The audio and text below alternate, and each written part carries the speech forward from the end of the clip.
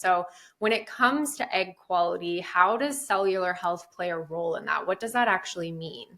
Well, what it means, I think, for people that are talking to other doctors is we're called old. And, doctors just look at their patients and they say things like, you have old eggs. And I think that's so incredibly unfair because it's really our cells are aging, not us. I mean, we're vibrant, we're young. I mean, look at Demi Moore. I bet if you put a picture of Demi Moore up and ask someone, do you think she is fertile? People would say yes, because she looks fertile on the outside. But at over 60, obviously, her eggs are not going to be able to turn into a healthy baby. So what I'm trying to do in my practice is talk to patients about what they can do to improve their mitochondrial health. And for listeners, the mitochondria are the powerhouse of the cell. They're responsible for producing the energy needed for our eggs to basically turn into healthy embryos. And as we get older, the mitochondrial function declines, leading to reduced energy production and changes in our egg quality. So NAD levels go down also as we age, and it's essential for mitochondrial health, DNA repair, and cellular function.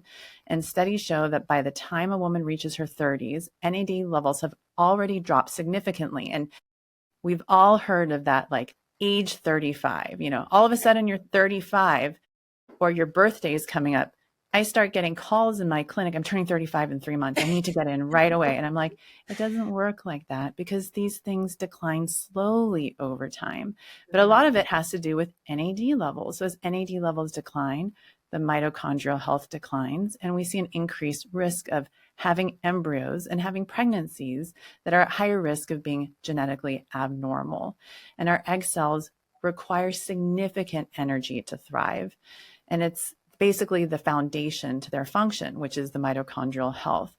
And since we see this decline in NAD up to even 65% by the time someone's in their early 30s and through age 70, this impacts fertility potential. My mother-in-law, she jokes with me. She's like, Aimee, I want you to help me get pregnant. It's really fun. I have her on NAD, but I don't think it's going to work for her. So I think, focusing on supporting mitochondrial health, and there's more to it than just NAD, obviously. You can't, let's say, be a couch potato, drinking heavily, not sleeping well, and think that, True Niagen or NAD is going to help. So I talk to patients about lifestyle, sleeping at least 7 hours, moving their bodies, decreasing stress, all of the things that can help optimize health of their eggs will also just help them long term. Because if you think about it, if you're, in your 30s, even 40s, and I even have patients in their 50s who come to me for having, wanting to have babies, they want to live forever. I mean, I think our kids probably aren't going to have kids until they're 50.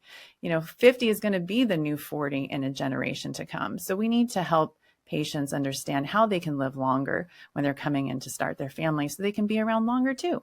Yeah, I love that. I always talk to my clients too about that, how, you're coming here, we're working on getting you pregnant. That's like our big goal. But I also have this like secret back alley method of helping you live this long, prosperous, healthy life. And you're not thinking that far in advance because right now we're just so laser focused on the baby. But at the end of the day, all of the tools and strategies that we're teaching our patients to help improve their egg quality and their fertility is also actually having this trickle down effect into their longevity in general. It's so true because working on your longevity at 80 is not so helpful, but thinking about it when you're in your 30s and 40s, I think will be helpful. So hopefully I'll be around until I'm 120. Same with you, Kelsey. And we'll get back on this podcast again and we'll be like, remember when we did that podcast together? Yeah, we can do the reunion episode. Yes, totally.